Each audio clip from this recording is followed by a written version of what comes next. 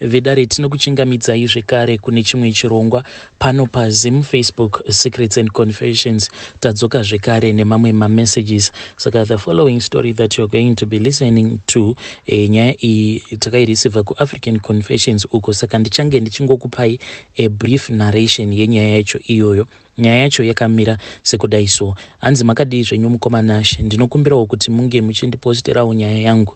Inini ndikuda kureurura kuti I am a gospel singer, even though ndiri gospel singer, but my songs angu awo andinonyora. My songs awa, they are not inspired by God, but my songs awa, they are inspired by this other demon.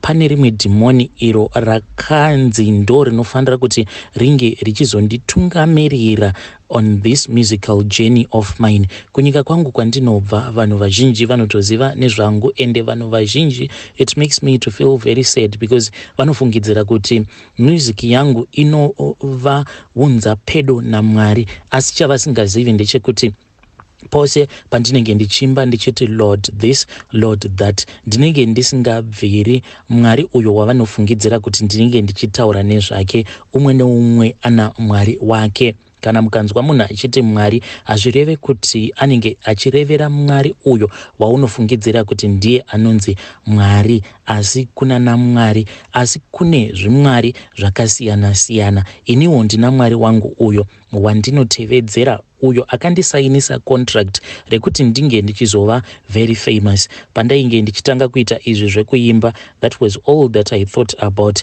Ndainge ndichida kuva very famous, to be rich, to have all that I want in this world. Zvino nerimwe zuva ndakazongokaruka ndaona Satani pache zvake akabva anditi ndinge ndichisaina contract so that ndikwanise kuzopiwawo mvumiro yekuti ndizo operator in the music industry, but ndichioperator ndichibatsiridza the other side kuburikidza negospel music. Kana mukacherechedza masongs angu, inini maalbum angu ose awa andakareleasa, ndinotaura zvangu nezvaMwari, but ndinenge ndichirerekera kuside kuya kwekuti as long as uine motikari, as long as uine mari, as long as mudzimai wako achifamba nemotikari yakanaka, as long as uchidya uchiguta, as long as you are living a comfortable life, that is the definition of blessings.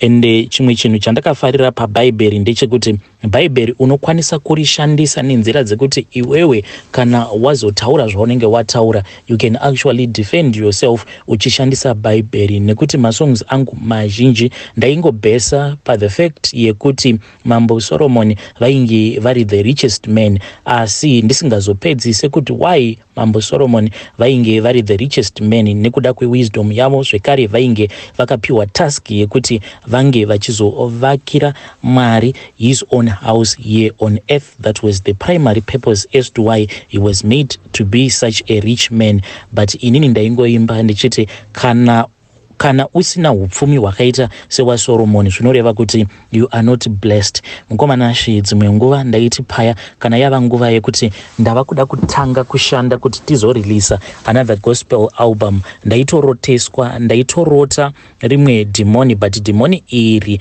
kana richiuya kwandiri rinenge risina kupfeka its real face. Idemoni rekuti kana ukariona unokwanisa kutofenda nekuti rinotyisa, but iro parinouya kwandiri rinenge rakazvishongedza, rakaita kunge munhukadzi akanakisa.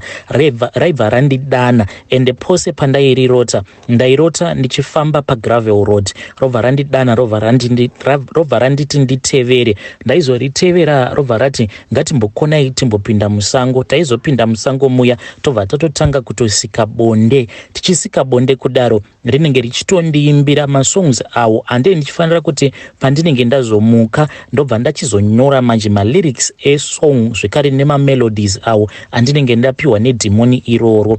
Ende ndo zvandaizoita, asi nekufamba kwenguva mukoma ndakazotanga kunzwa kuti moyo wangu wakazotanga kurwadza. Ndikati zvinhu izvi zvandiri kuita, it is just vanity upon vanity, ende vanhu vazhinji vachaenda kugehena nekuda kwangu, nekuti vanobheliva message iyo yandinoparidza mumasongs angu ekuti chakakosha pasi pano pezuva is to make money and to make money. Nekuti when you are making money you are actually proving God kuti Mwari vanokomborera. if you are a Christians and kana uri murombo uri mukristu zvinoreva kuti there is a sin that you committed that you have not yet repentant from. So mukomana ndo zvakatanga kundirwadza izvozvo zvichindidya moyo. Zvino ndakabva ndati ndoita sei nekuti zvinhu izvi zviri kundidya moyo, ende ndakabva ndatanga kunyora masongs. Ndaida kunyorawo masongs ekuti at least in the future kana paya pandinenge ndine guilty conscience ndinokwanisawo kutarira kumashure ndobva ndati at least song iya yandakanyora kana munhu akanyatsokuteerera zvakanaka anokwanisa kunzwisisa kuti kunyange ndakaimba mamwe masongs nekuti it is all about prosperity, but at the end of the day vanity upon vanities. But zvakazoitika mukoma zvakandirovesa nehana nekuti producer wangu akabva azondiudza kuti paiva neimwe friend yake iyo yainge yauya kustudio, so friend yake iyi yakabva yazodisabla antivirus masongs aya ndokubva azodyiwa nevirus akabva anyangarika. Takabva tati it is fine, we are going to try to create more beautiful songs of redemption, but mukoma Satan akabva ati unonyepa iwe, masongs aya mukoma takatadza kumarekoda. I still remember this other session ndakatambudzika kuti ndinge ndichita lay down the first verse, ndakarekoda ndicharekoda ndichingoita discord, beat richienda nekoko, voice rangu richienda nekoko, kusvika producer azoti ya zvaramba, ndokubva tazosiyana nazvo. Dhimoni riya rakabva razoya kwandiri rikabva randiti iwewe unofungidzira kuti wakangwara here, masongs ako awa awanga uchida kurekoda necontract yako hazvibvumidzwe kuti unge uchirekoda masong akadai. At that same time mukomanashi I then started to lose my mind and I had to pay a lot of journalists. Our majournalists our amunoona vazhinji vacho they are corrupt to the core because ivo vanoshanda neuyo anenge aine mari.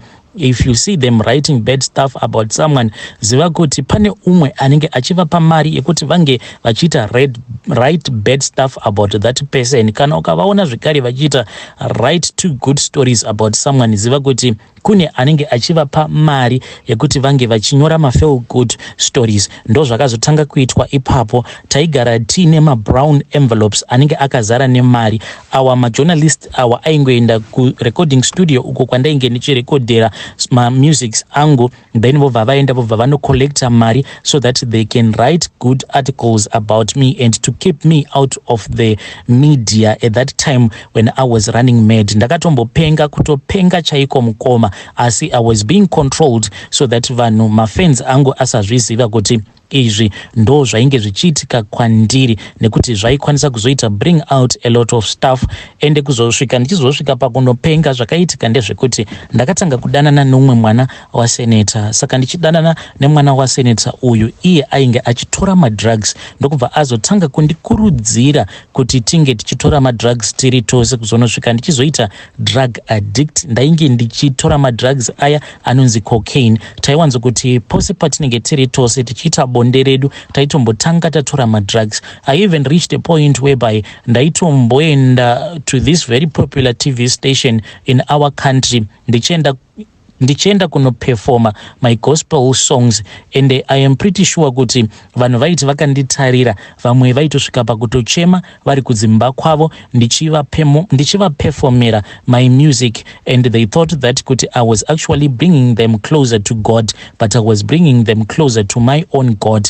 Ndaiti ndisati ndaperforma ndaitanga ndatora cocaine zvekare, ndichizodzokera kubackstage ndaitotora zvekare imwe cocaine. It was a very terrible period of my time. Zvimwe zvekare zvinondirwadza mukoma izvo zvandinogara ndichiregreta ndezvekuti I once had this other backup singer of mine, me and her takabva tatanga kurara tose. Saka mukunorara tose ndakabva ndazomupa pamuviri, ndikabva ndazoudzwa kuti ropa remwana uyo waainge akatakura rainge richidiwa, icho chainge chichikura mudumbu make chaifanira kuti chinge chichiparadzwa and there was nothing that I could do about it.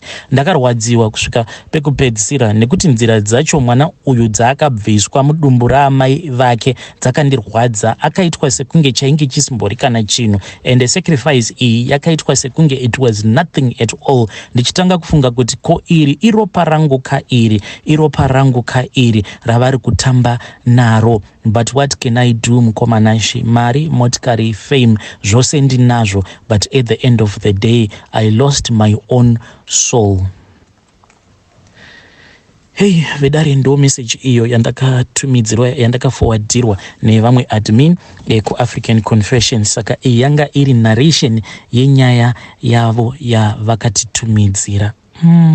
Hanzi, I am a popular singer. I used to be a popular singer in our country. Saka zvinoreva kuti is a living music legend. Ndizvo zvanditi hanzi my songs are still very popular in my country, and they regard me as someone anoimba chokwadi, but mukuimba kwangu ndinenge ndichitoparidza, but ndenichiparidzira the other side.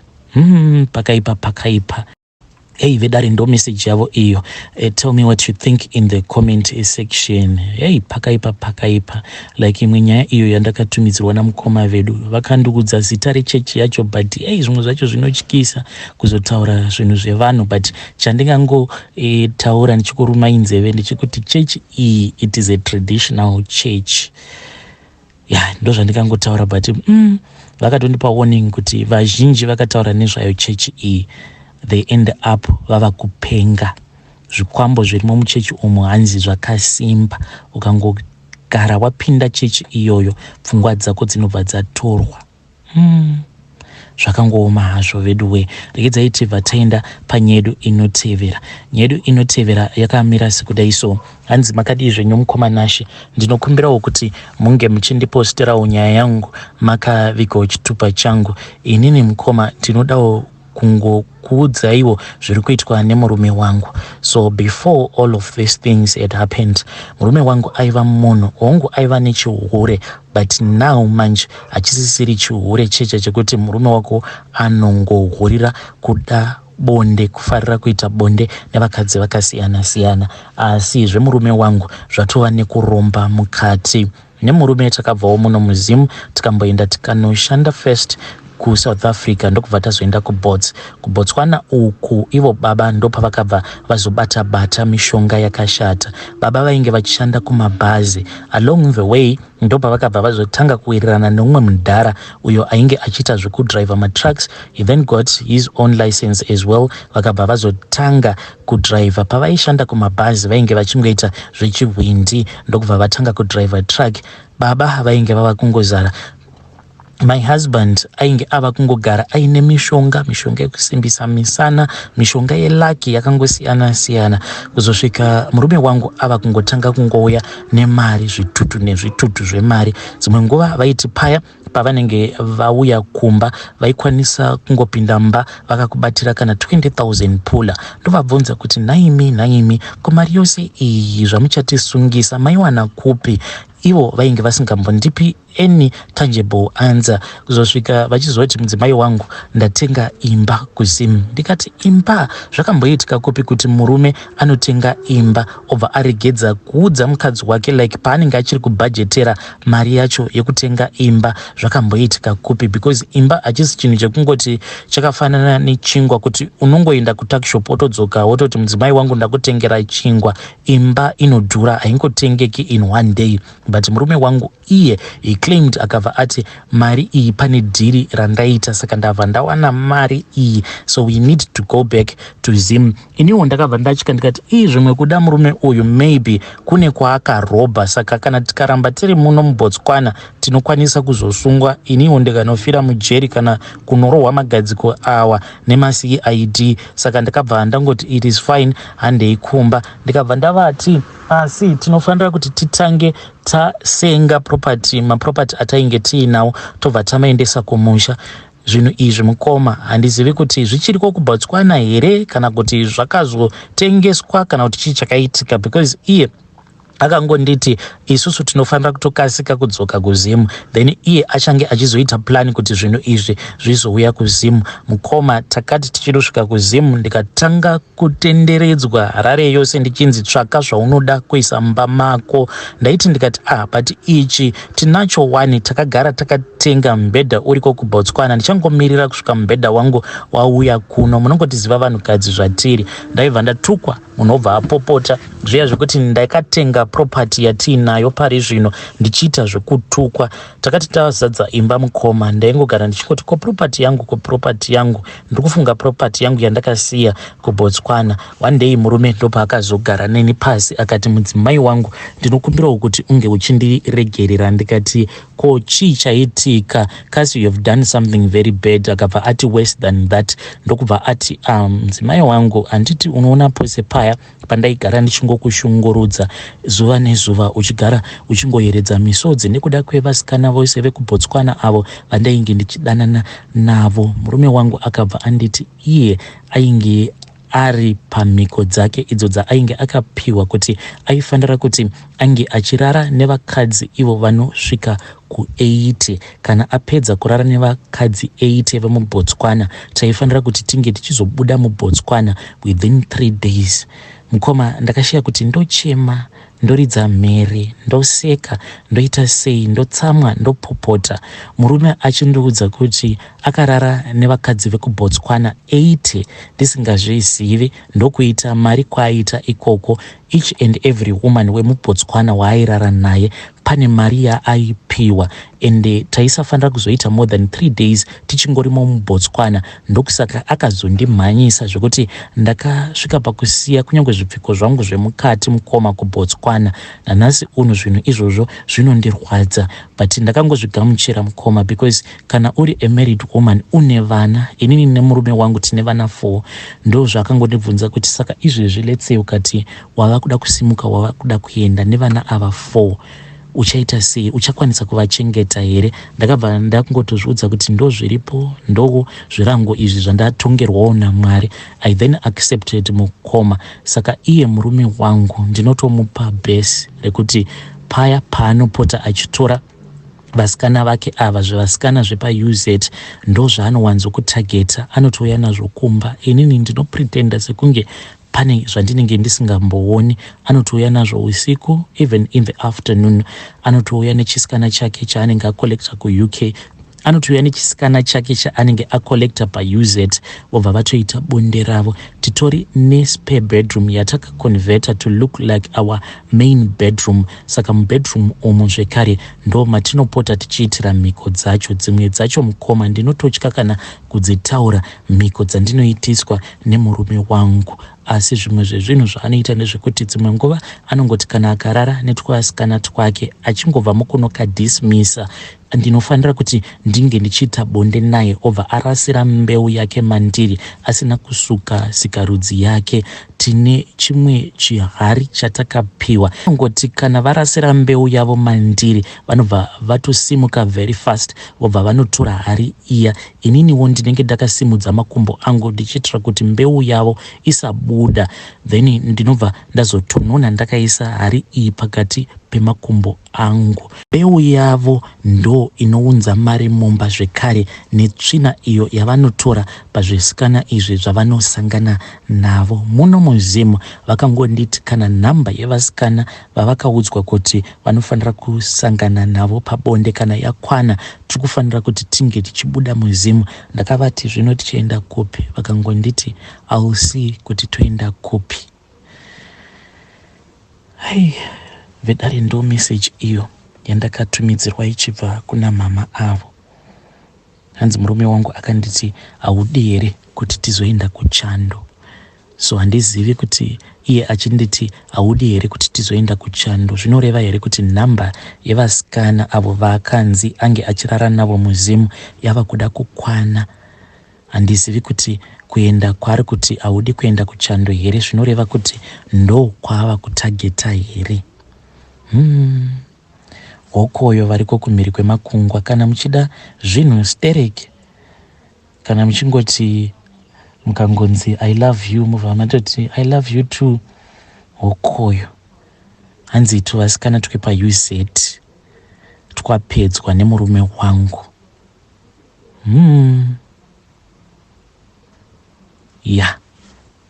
Zvakangooma hazvo veduwe.